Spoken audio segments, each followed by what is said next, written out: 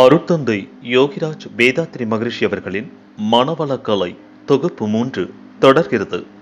Kiruthika Prabhakaran YouTube சேனலுக்காக மதுஷாய்.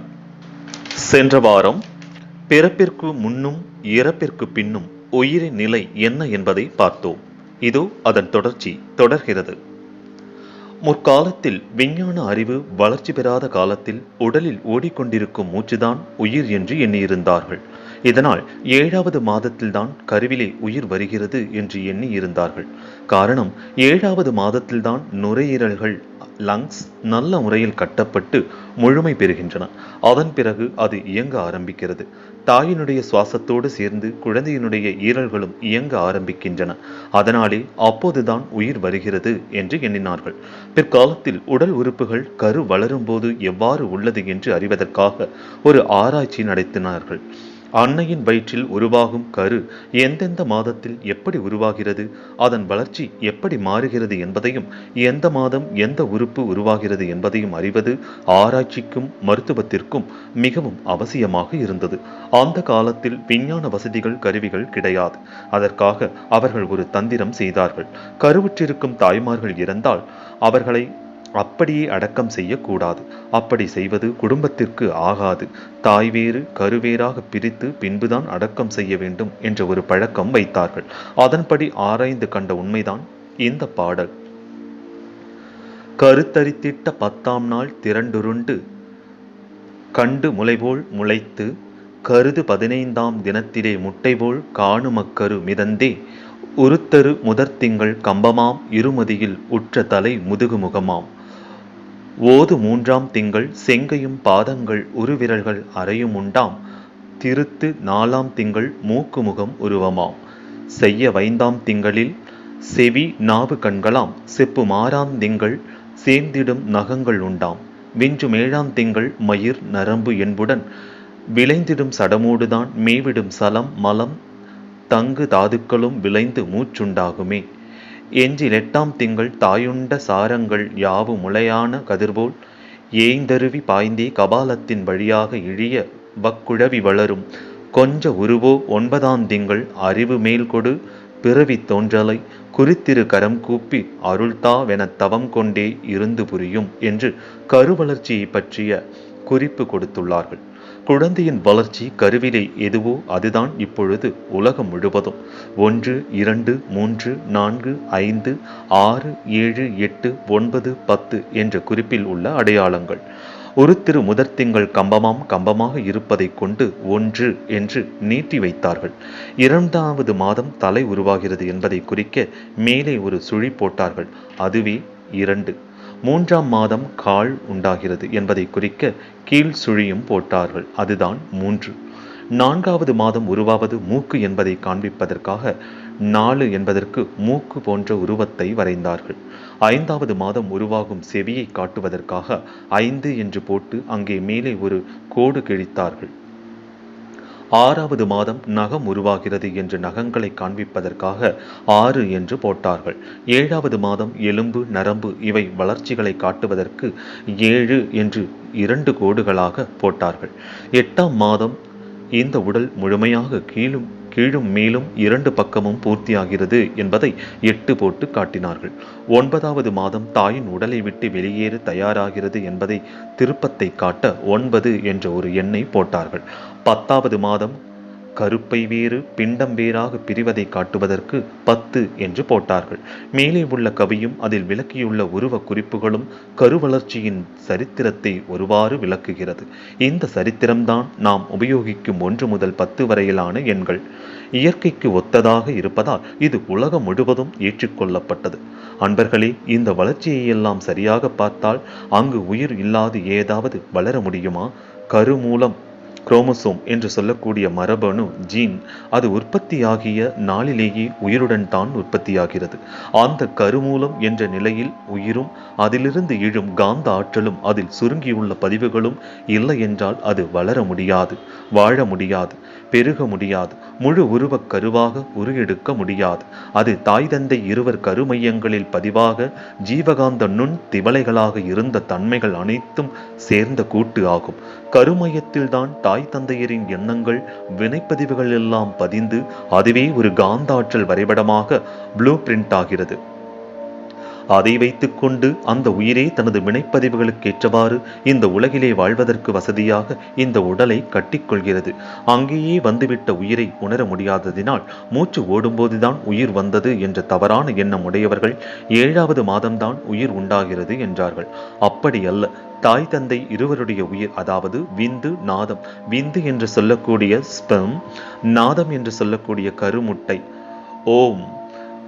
ஓவும் இரண்டும் சேரும்போது 2 உயிர்களும் அவரவர் வினைக்கேற்ப ஒன்றுபட்டு ஓர் உயிராகி உடலாகிறது. அப்பொழுது உருவாகி அந்த உயிர் வளர்ந்த பிறகும் வெளியே வந்த பிறகும் இன்னும் பிறந்தது முதல் இன்று வரை அந்த உயிர் தொடர்புதான் இயங்கிக் கொண்டிருக்கிறது. தாய் தந்தை இருவரின் உயிரும் ஒன்று சேர்ந்து இந்த ஓர் உயிராகி இந்த உடல் தோன்றி இருக்கிறது என்றால் அந்த உயிர் தாய் தந்தையருக்கு எங்கிருந்து வந்தது? கருத்தொடராக தொடர்ந்து கொண்டே பின்னோக்கி போனால் எண்ணிறந்த பிறவிகள் தாண்ட வேண்டியிருக்கும். ஒரே ஒரு ஆதி மனித உருவம் விலங்கினத்தின் தொடராக இயல்பூக்கம் மியூட்டேஷன் எனும் திருச்செயலால் சந்தர்ப்பவசமாக உலகில் தோன்றியதே. அந்த இடம் வரையில் நாம் போய் நிற்போம். அங்கிருந்து தாய் தந்தையர் வரையிலே லட்சக்கணக்கான தலைமுறைகளில் ஆற்றிய செயல்கள், பெற்ற அனுபவங்கள், உணர்ச்சிகள், உடலிலே அந்தந்த காலத்திலே பழக்கத்திற்கு ஏற்ப, தொழிலுக்கு ஏற்ப, உணவுக்கு ஏற்ப கட்டப்பட்ட உடல் அமைப்புகள் அவ்வளவும் as computer record தொடர்ந்து வந்து கொண்டே இருக்கும். உயிர் எவ்வாறு இருந்தது என்று அறிந்தோம். இந்த பிறவிக்கு முன்னதாக இந்த உயிர் எங்கு எப்படி இருந்தது, இன்றிருக்கும் உடலுக்கு எப்படி வந்தது என்றும் அறிந்தோம். கருவின் மூலம்தான் உயிர் வர முடியும் என்ற முடிவை வள்ளுவ பெருந்தகை தம் பொருள் என்பதம் மக்கள் அவர் பொருள் தம் தம் வினையான் வரும் என்று விளக்கியுள்ளார். தமக்கு ஒரு பொருள் இருக்கிறது என்று சொன்னால் அது தன்னுடைய குழந்தைகள்தான். ஏனெனில் தன் கருவிலிருந்து உதயமானது. அது எப்படி வந்தது? தம் தம் வினையால் வந்தது என்பதை திருவள்ளுவர் மிகவும் அழகாக விளக்கியுள்ளார். மேலும் இங்கு எனது கவி ஒன்றை நினைவுபடுத்துகிறேன். சிறு சிறு செல்கள் சேர்ந்திணைந்து ஒத்துழைத்து சிந்தனை கெட்டா செயல்கள் சிறப்புடனே நிகழ்த்துவன. முன்னம் ஒரு துளியான மூல விந்து நாதத்தால் முழுமையாய் எனது உடல் முற்றறிவான் திருவருளால் சுக்குமமாய் குறுகி நின்று தொடங்கியது தன் வளர்ச்சி சொல்லறிய மறைபொருளாய் தொடர்ந்து வரும் வினைக்கேற்ப ஆட்சியின்றி ஆளுகின்ற ஐயன் திருவருளால் அன்னை கருப்பை விடுத்து அடைந்து விட்டேன் மண்ணுலகை. மண்ணான இவ்வரிய மாபெரிய ஞானமும் வாழ்வும். பிறப்பும் மரணமும். அன்னை வயிற்றிலிருந்து ஒருவர் பிறக்கும் போதும் உடலை விட்டு உயிர் பிரிந்து போகும் நிகழ்ச்சியான மரணத்தின் போதும் மனம் எனும் அறிவின் படற்கையாற்றல் செயல்படுவதில்லை. ஜீவகாந்தம் உடல் இயக்கத்தில் செயல்புரியும் போது நரம்பு மண்டல தொடர்பில் 2 நிலைகள் உள்ளன. ஒன்று தானியங்கி இயக்கம், ஆட்டோனார்மஸ் நர்வஸ் சிஸ்டம். மற்றொன்று மன விரும்பி இயக்கம், ஜென்ட்ரல் நர்வஸ் சிஸ்டம். ஆழ்ந்த தூக்கத்தின் போதும் கோமா என்ற மயக்க நிலையின் போதும் மன விரும்பி இயக்கம் நின்று விடுகிறது. தானியங்கி இயக்கம் இருந்து மனம் விரும்பி இயக்கம் ஆரம்பமாகும் முன்னம் பிறப்பு ஏற்படுகிறது. இந்த நிலையில் பிறப்பின் அனுபவம் எவருக்கும் கிட்டாது. மரணமோ முதலில் மன விரும்பி இயக்கம் நின்றுவிடும். பிறகு மின்குறுக்கு ஏற்பட்டு கருமையம் உடைந்த பின்னர் தானியங்கி இயக்கமும் நின்றுவிடும். இதனால் மரணம் என்பது அனுபவமாக உணர முடியாத ஒன்றாகி விடுகிறது. எனவே பிறப்பும் இறப்பும் தெய்வீக இருட்டறையில் நடைபெறும் இறைநிலையின் திருவிளையாட்டாகும்.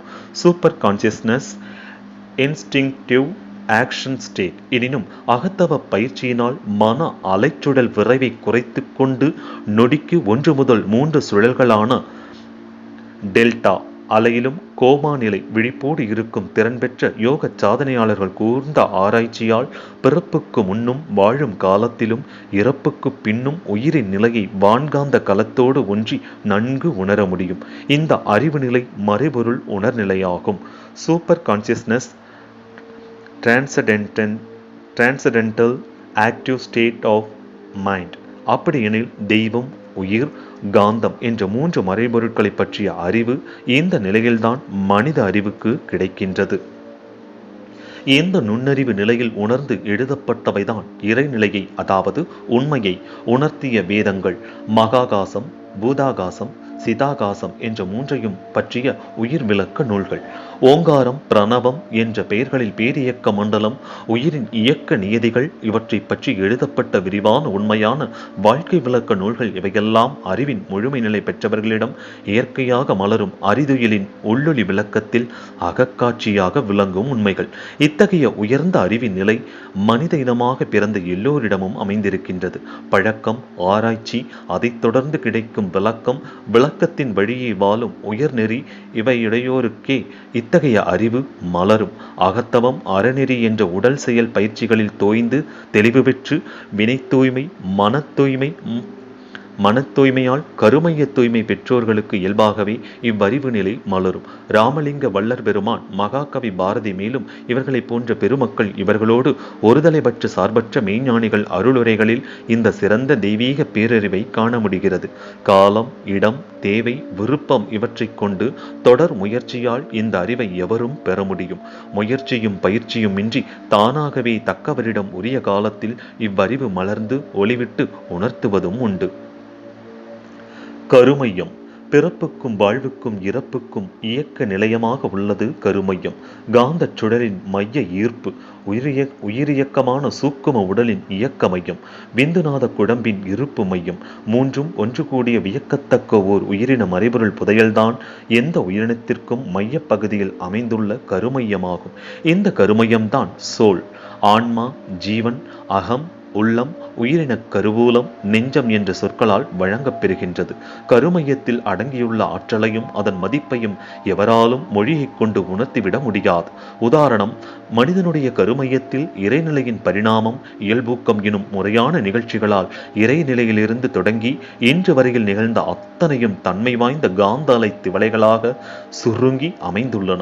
தக்க காலத்தில் தேவையாலும் மன இயக்க நிலையாலும் சூழ்நிலைகளாலும் கருமையத்துள் சுருங்கி இருக்கும் அனைத்தும் ஒவ்வொன்றாக எண்ணங்களாகவும் செயல்களாகவும் உருவங்களாகவும் வெளிப்படும். இத்தகைய பேராற்றல் அமைந்த தெய்வீக திருவிளையாட்டின் சூட்சும அரங்கமே கருமையமாகும். இத்தகைய கருமையத்தில் காலம், தூரம், பருமன், இயக்கம் என்ற 4 கணக்குகளுக்கும் எட்டாத இறைநிலையிலிருந்து இன்று நாம் காணும் விரிந்த பேரியக்க மண்டலத்தில் நிகழும் கோடான கோடி இயக்கங்களையும் பிரதிபலிக்கும் காந்த கண்ணாடியாகவும் விளங்கும் தெய்வீக திருநிதியே கருமையமாகும்.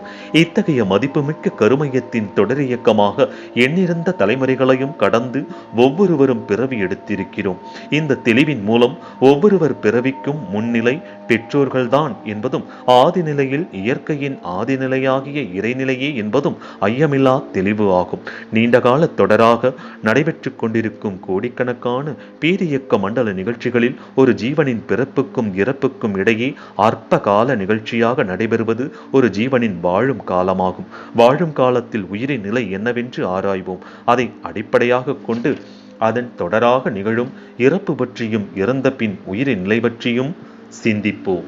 மேலும் மனவளக்கலை பற்றி அறிந்து கொள்வோம். நண்பர்களே, காத்திருங்கள். மனவளக்கலை தொகுப்பு 3 தொடரும்.